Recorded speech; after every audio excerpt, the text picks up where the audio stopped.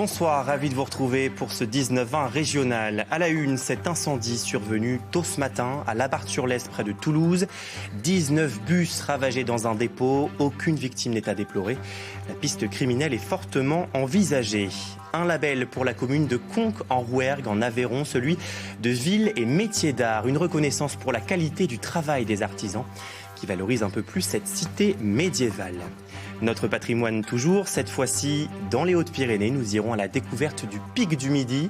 Chaque année, près de 140 000 touristes s'y rendent pour observer notamment la voûte étoilée.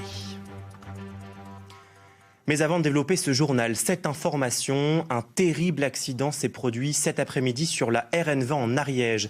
À hauteur de Savignac-les-Ormeaux, 2 voitures se sont percutées en face à face. Le bilan est extrêmement lourd, au moins 6 morts. On va retrouver Geoffrey Berg en direct. Geoffrey, vous êtes sur la route vers le lieu de l'accident. Quels sont les derniers éléments dont vous disposez ? Bien, vous l'avez dit, le bilan est très lourd. 6 personnes qui malheureusement sont décédées dans cet accident. Ce choc frontal qui a eu lieu dans l'après-midi à partir de 15h sur cette route nationale 20 après Savignac-les-Ormeaux. Un choc frontal entre 2 véhicules, a priori l'un espagnol, l'autre français. Et donc 6 personnes, les 6 passagers sont décédés dans cet accident qui par ailleurs a également fait 4 blessés, dont 2 blessés en situation d'urgence absolue qui ont été pris en charge par les secours. Des secours qui sont intervenus assez rapidement pour supporter, pour accompagner les forces de l'ordre, la gendarmerie qui est aussi intervenue très vite pour gérer la situation, couper la circulation évidemment pour gérer cet accident. Alors pour l'instant, on ne sait pas encore quelles sont les causes de cet accident. Il semblerait que ce soit le véhicule espagnol qui se soit déporté et qui ait conduit à ce terrible accident. Mais pour l'instant, on n'en sait pas plus à ce niveau-là. Une enquête est actuellement en cours pour tenter de déterminer les causes de cet accident. Merci beaucoup Geoffrey Berg pour ces informations avec Marion Meyer qui vous accompagne. Je vous le disais dans les titres, 19 bus entièrement ravagés par des flammes. Voilà le bilan dans un dépôt à Labarthe-sur-Lez près de Toulouse. Après un incendie survenu tôt ce matin, aucune victime n'est à déplorer. La piste criminelle serait privilégiée. C'est le 3e incendie de l'été sur cette zone industrielle. Les détails, Valentine Heitz et Mathias Garnier. Il ne reste que des carcasses. Au total, ce sont 19 bus scolaires qui sont partis en fumée ce matin sur le parking de l'entreprise Verbus de Labarthe-sur-Lez. 4 millions d'euros de pertes, un constat difficile pour le directeur de l'entreprise. Voir le travail d'une année partir en fumée comme ça, de voir une vingtaine de cars calcinés, c'est une consternation, une désolation. L'incendie s'est déclaré tôt ce matin au fond du parking. Des explosions, de la fumée noire et des flammes hautes que les pompiers ont pu maîtriser avant que le feu ne s'attaque aux habitations alentours. On s'est appuyé sur un mur d'enceinte en parpaing qui a permis de limiter le sinistre à l'emprise de l'entreprise sans propagation aux habitations voisines, hormis un cabanon de jardin dans l'angle droit du sinistre. Un cabanon dont il ne reste plus rien. Choqués, les propriétaires n'ont pas souhaité s'exprimer. Dans le quartier, plusieurs maisons entourent l'entreprise. Les bus sont seulement à quelques centimètres de leur jardin. Ça a pris juste là, sur ces bus-là. Donc on est à 1,50 m de la clôture. J'ai entendu un gros boom et là en sortant, j'ai vu qu'il y avait le feu et qu'il y avait déjà des flammes jusqu'en haut des arbres. Forcément, dès le matin, on prend peur, puis on se dit, ça y est, la maison, c'est fini, quoi. L'entreprise va acheminer des bus de remplacement venant de l'Aveyron et du Gers pour assurer la rentrée. À Labarthe-sur-Lez, 2 autres incendies se sont déjà déclarés dans cette zone depuis le 15 juillet. Le dernier avait ravagé ses voiturettes électriques. Chez Verbus, l'enquête est en cours pour déterminer les causes de l'incendie. Pour l'instant, la piste criminelle est privilégiée. Des affiches qui font polémique à Toulouse, celle de collectifs anti-vaccin Covid-19. Nous vous en avions parlé dans ce journal ce matin. La secrétaire d'État en charge de la citoyenneté, Sonia Baquès, a annoncé la publication d'un arrêté d'interdiction de ces panneaux. Plus de précisions sur notre site web France 3 Occitanie. L'épisode de grippe aviaire a marqué cette année 2022, décimant les élevages de canards dans le Grand Ouest. Conséquence, la filière fait face à une pénurie de canetons. Les éleveurs sont contraints de s'adapter et de se fournir en cannes pour produire leur foie gras. Reportage dans le Gers avec Sandra Varlevitch et Eric Foissac. Dans le Gers, de nombreux bâtiments sont encore vides. Sur cette exploitation, la pénurie de canneton a provoqué une baisse d'activité de 30%. Il devrait y avoir actuellement sur ce bâtiment-là 4000 canards, que je n'ai pas. Et sur le site complet, je devrais avoir 16 000 canards et actuellement, je n'ai que 2000 cannes en fait. Pour compenser l'absence de canards à foie gras mâle et poursuivre son activité, la filière avicole n'a pas le choix. Elle se lance dans l'élevage de cannes, une première. Il y a un côté expérimental, oui, on n'a jamais fait ça. On adapte, si vous voulez, l'environnement de gavage au gavage des cannes.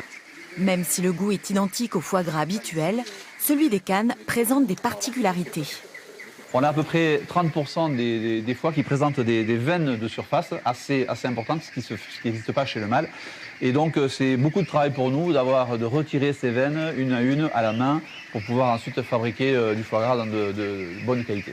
Et ce n'est pas la seule contrainte, car transformer des cannes fait aussi perdre la précieuse IGP, l'indication géographique protégée, un label européen aux critères exigeants.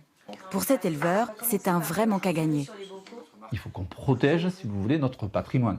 Mais la conséquence, c'est celle-là. C'est qu'effectivement, on élève un produit de la même façon, qui est donc un produit aussi de qualité, mais sans pouvoir communiquer dessus. C'est la conséquence directe de la pénurie de canneton, parce que de toute façon, c'est ça ou rien. Le retour à la normale est prévu pour mai 2023, mais la centaine de cas de grippe aviaire répertoriés récemment sur la faune sauvage fait craindre la résurgence du virus dès l'automne.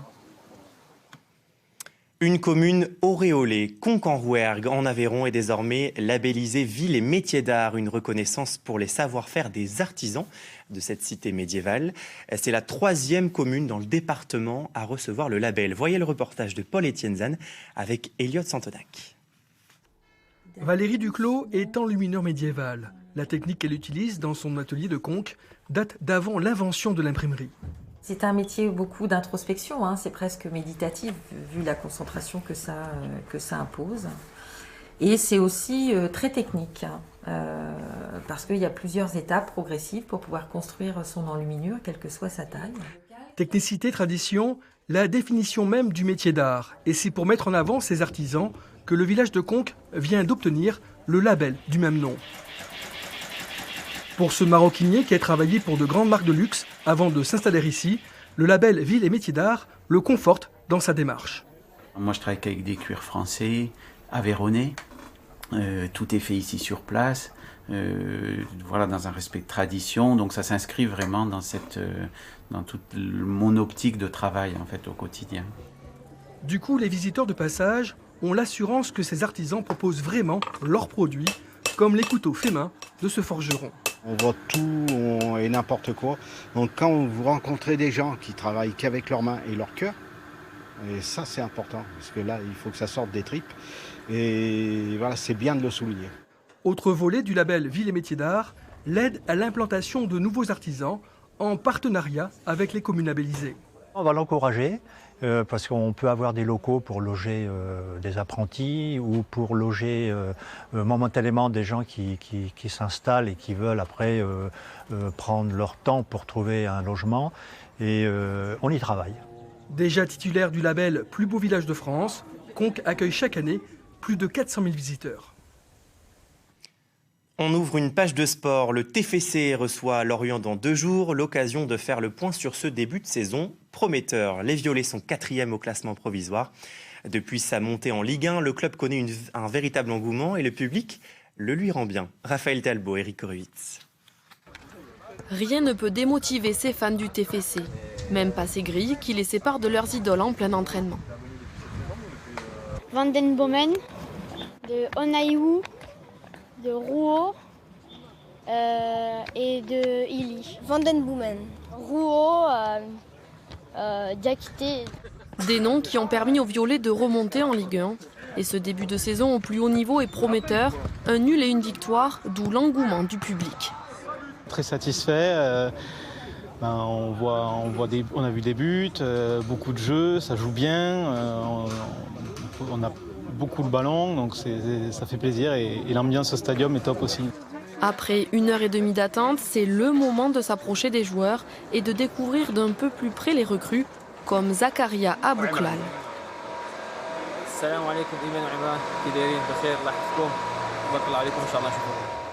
International marocain et ancien joueur dans le championnat néerlandais. À 22 ans, l'attaquant a déjà été l'auteur de passes décisives et son intégration toulousaine est réussie. Je me sens bien, j'aime la ville, c'est un club fantastique. J'ai eu la chance aussi d'avoir 5 joueurs qui parlent le hollandais, ainsi que Yanis Begraoui qui parle avec moi en arabe.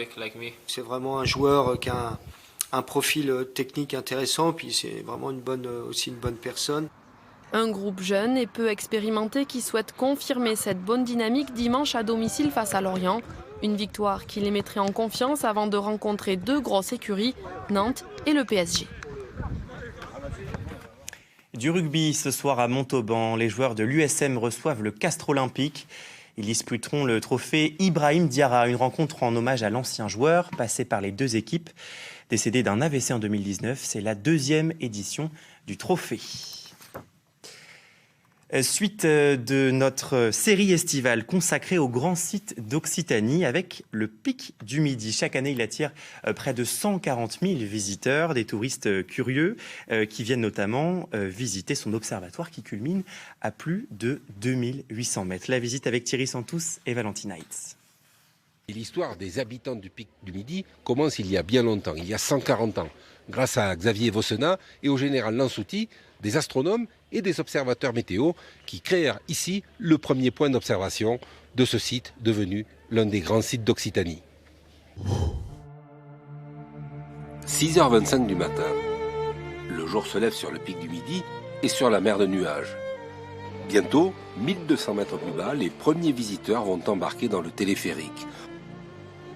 En moins de 20 minutes, ils traverseront la couche et ressortiront dans un ciel bleu azur pour atteindre en douceur les 2900 mètres du pic.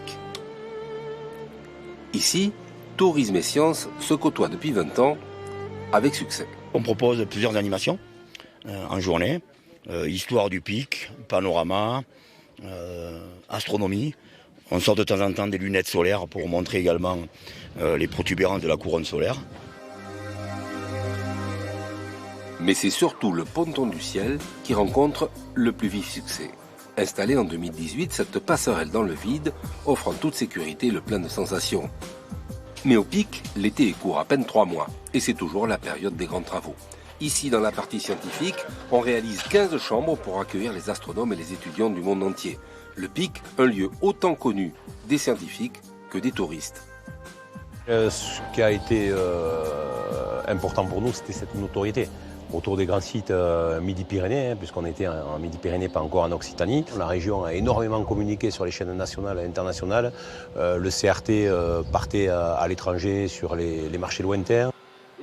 Parmi les visiteurs, une vingtaine de privilégiés. Ils vont passer 24 heures au pic. Accueillis et guidés, ils peuvent presque tout voir, comme ici, le télescope Bernard Liot, le plus puissant télescope terrestre français. Il y a peu, on y recherchait encore les exoplanètes de la galaxie. Que ce genre de monture va permettre de suivre très facilement les étoiles dans le ciel. Pendant que sous la coupole, la visite se termine, à l'extérieur, l'orage débute. Il faut rentrer se mettre en sécurité, mais ça n'est pas très grave puisque c'est justement l'heure de dîner. Au restaurant, c'est une cuisine raffinée qui est élaborée presque seulement avec des produits locaux.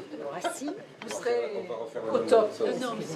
Puis, on prend possession de sa chambre, des chambres simples mais chaleureuses, au nombre de 15, avec bien sûr pour toute une vue exceptionnelle. Bon, je ne m'attendais pas quand même à une chambre de refuge, je me doutais que quand même ça serait quand même comme un hôtel. Avec la nuit et après l'orage, voilà ce que sont venus chercher les visiteurs. Observer la voûte étoilée comme nulle part ailleurs. Une expérience déterminante. Très sympa pour l'ensemble des participants. Bon, on ne se bouscule pas, on y va progressivement et tout le monde a sa part de bonheur à observer le ciel. Mais l'observation s'interrompra avec le lever du jour et le retour du soleil à l'est qui marquera éternellement une nouvelle journée. Et avant de refermer ce journal, revenons sur cette information, ce drame qui s'est produit cet après-midi sur la RN20 en Ariège. 2 voitures sont rentrées en collision et le bilan est extrêmement lourd, au moins 6 morts, dont 2 enfants. 4 blessés sont à déplorer, 2 personnes en urgence absolue. Et l'accident s'est produit à hauteur de Savignac-les-Ormeaux, tout près de Ax-les-Thermes.